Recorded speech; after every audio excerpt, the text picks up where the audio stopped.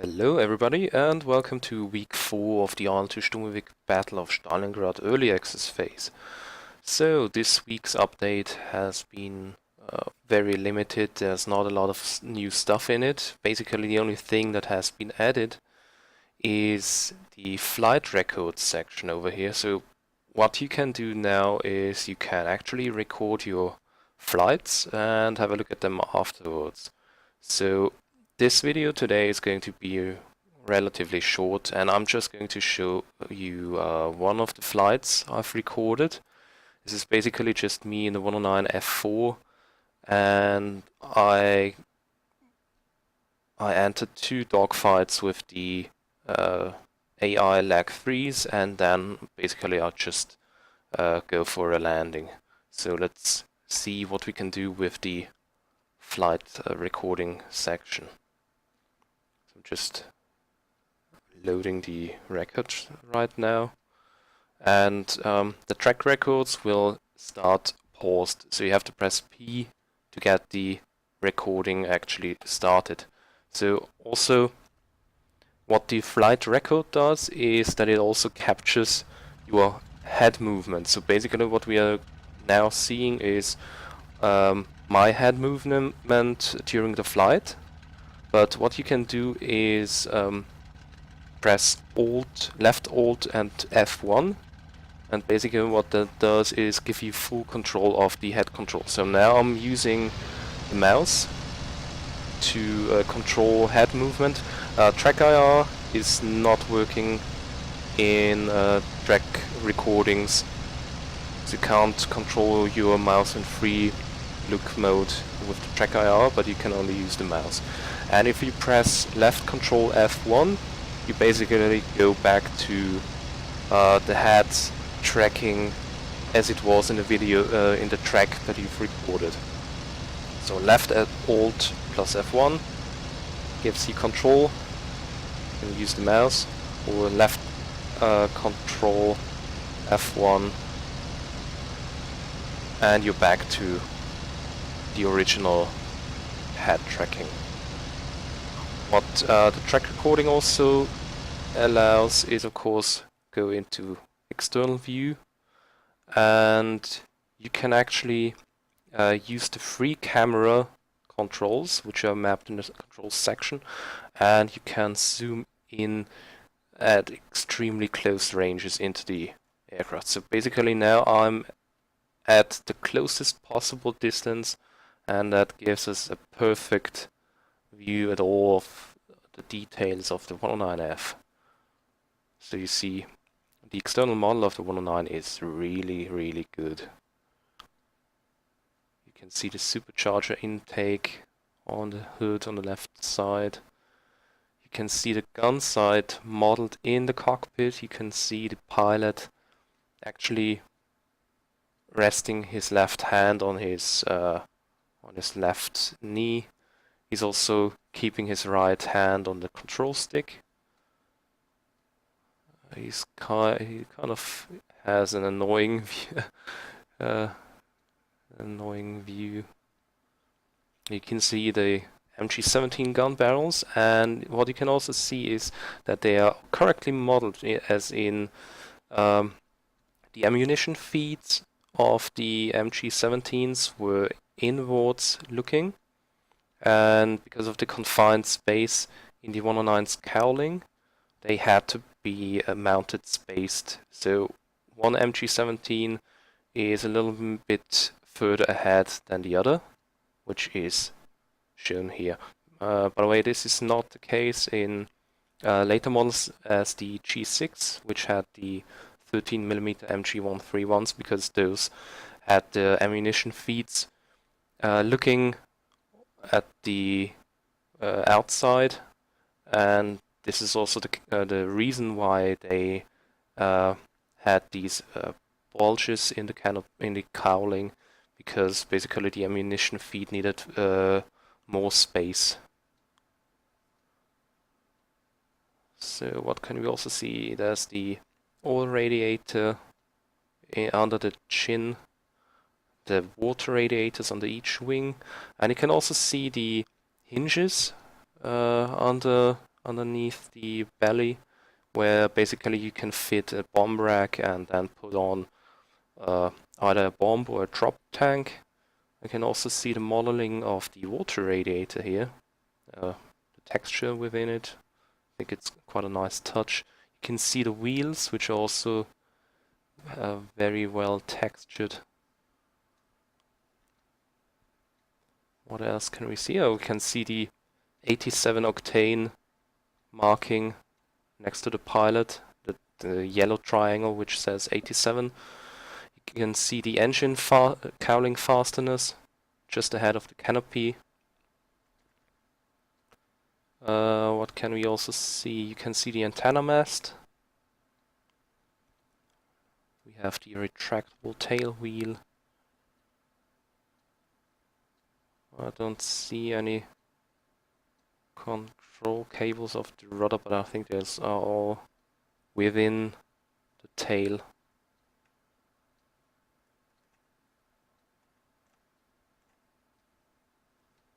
So yeah, you can zoom in all the way, which is a very nice touch.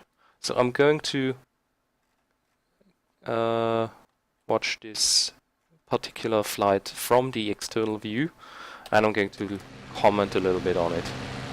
So basically what I did here was just climb to altitude. I think I climbed to at least 2,000 meters because the AI spawns at about 1,500 meters. And having a little excess altitude over the enemy isn't a very bad idea. And the 109 also climbs very quickly.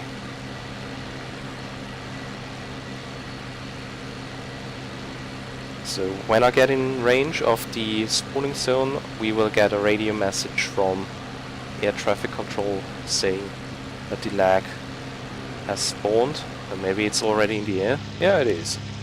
Okay. So let's have a look at the Lag 3 then. We can zoom in all the way here as well. You can see the pilot, which looks a little bit different to the German model. Again, you can also see the gun sight being modeled here. You see the engine exhaust, the oil radiator, which is similarly placed as with the 109. You have the water radiator underneath the belly, not in the wings as with the 109.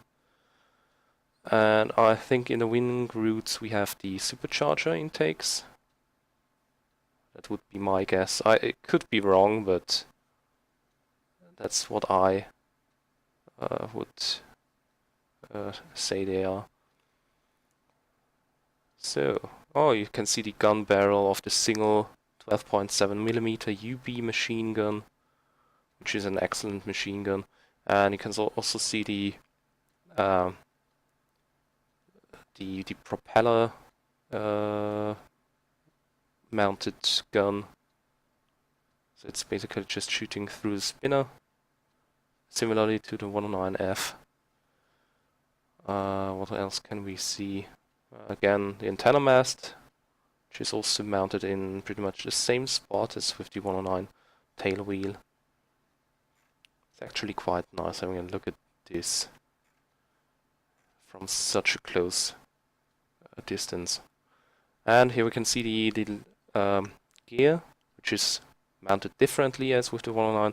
With the 109, the wheels actually detract into the wings. Here they detract into the belly, which gives the Lag 3 a little wider stance on the ground and probably makes it a little bit more stable on takeoff and landings. By the way, the reason why the 109 has its gear mounted the way it is for easier disassembling and repair in the field, because basically what you can do with the 109 is you can unmount the wings in the field, and the aircraft, the fuselage, will stand on the gear. And you can actually take off a wing, put another one on, and you don't have to send the aircraft into a larger repair bay, which you absolutely have to do with the Lag 3, because when you want to unmount a wing, you basically will have to mount the aircraft somewhere, because it's not going to stand or be able to stand on its gear when you get rid of the wings. Okay, so we are heading towards the dogfight area, and let's have a look at the action from the outside. By the way, what you can also do in the external view in the track recording, you can actually press F8 and you get a padlock. So this is basically the outside view of the 109F looking at the lag 3, and at this point in time I had not yet spotted the lag 3 because it was basically just going underneath my own aircraft. And I'm going to do a wide left turn and then eventually spot the lag 3 and go for my first attack run.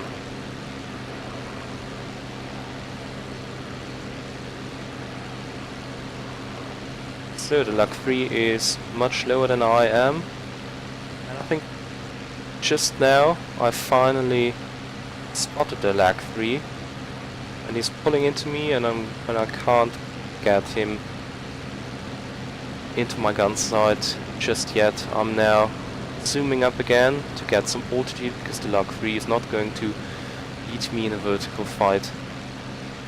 Basically the lag 3 can only circle underneath me and wait for my aircraft to come down. So I'm here diving on him for my first attack run. Let's see how this one goes. So he's doing all sorts of weird barrel rolls, and I decided, screw this, I'm going back up and go for a better angle. Fortunately, when looking at the lag 3, I cannot padlock the 109, so I have to manually adjust the view for the 109 to stay in view, so I apologize if the view is kind of shaky, not quite stable. I'll do my best.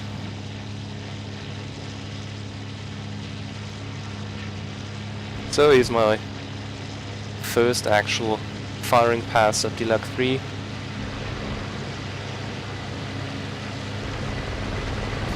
And he is hit. Aircraft looks to be in shambles. Yep, there I am, and I'm zooming back up to get into position for another firing pass at lag 3, and on my second pass I succeeded in completely disabling the lag 3.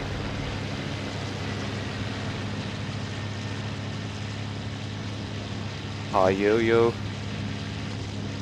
and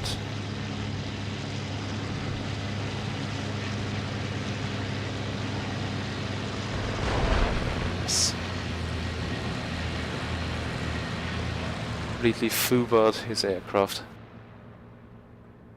Engine is gone. Pilot is actually dead. Let's have a look at that.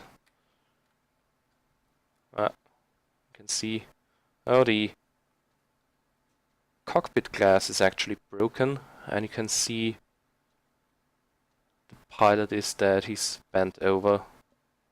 Also, most parts of the aircraft are damaged. You can see holes in the wings, in the cowling, and the engine is absolutely dead. So at the time I didn't know the pilot was dead, so I got into position for another attack run, but that wasn't even necessary because the aircraft, the lag 3, just turned over and went straight into the ground. So what I'm going to do now is head for the other dogfight area and go for a second lag before I go back to the airfield to land. So I'm again climbing to altitude about 2000 meters plus, and the lag 3, I actually expected the lag 3 to be much lower than me, but this time around the lag 3 was barely 100 or 200 meters below me, but it still didn't give me any troubles whatsoever. As long as you can get an altitude advantage in the 109 and don't throw it away stupidly against the lag, you're pretty much untouchable.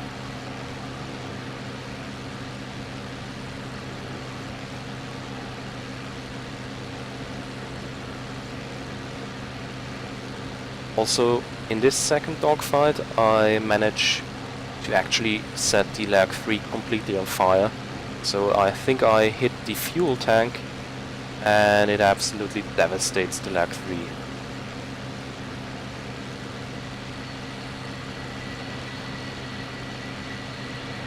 So, where is our lag 3? Okay, there he is. And I think at this point I've spotted him and I'm turning to face him. I go inverted, I go into a steep climbing turn.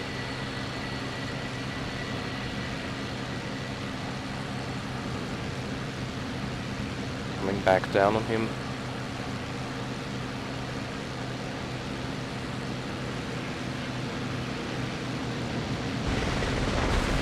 And there he goes. Absolutely murdered that lag 3.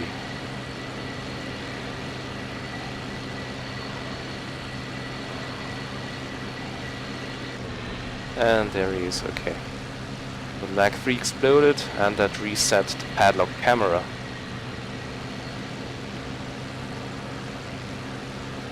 And from here on I decided to call it quits and I just went towards the airfield for a landing.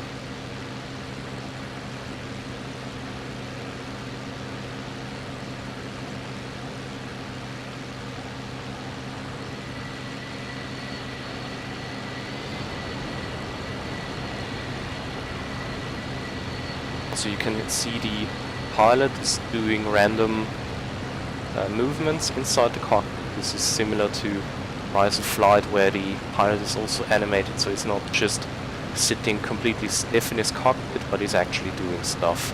It doesn't really correspond to what you are doing inside the cockpit, it's just random animations being played out. So, I was coming in a little bit high and fast, so I completely cut the throttle, came down, made a few turns, actually more like an S turn, dropped my gear, dropped my flaps to further increase my drag, get the speed down. It's always more difficult to lose speed than altitude. Yeah, okay, my gear is down, flaps are down.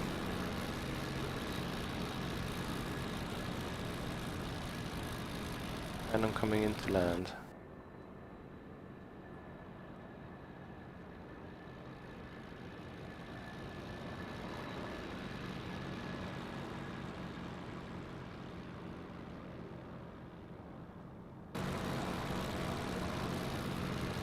Flaring out. And I go for a 3-pointer.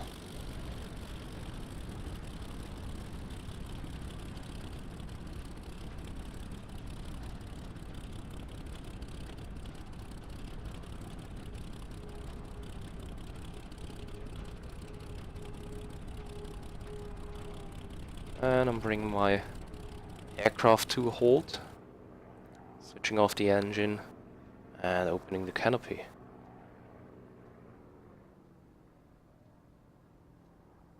And this is pretty much it for this flight.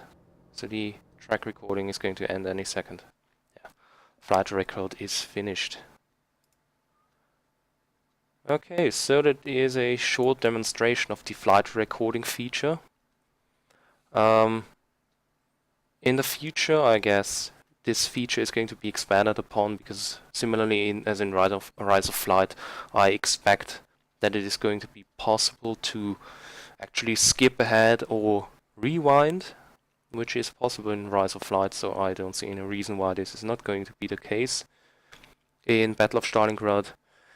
And I hope that there's also going to be a free camera, as in Rise of Flight, where you can just basically unlock the camera position, move it around to any which position you want, which should be a great utility for movie makers, because that's going to give you all possible angles that you can ever wish for.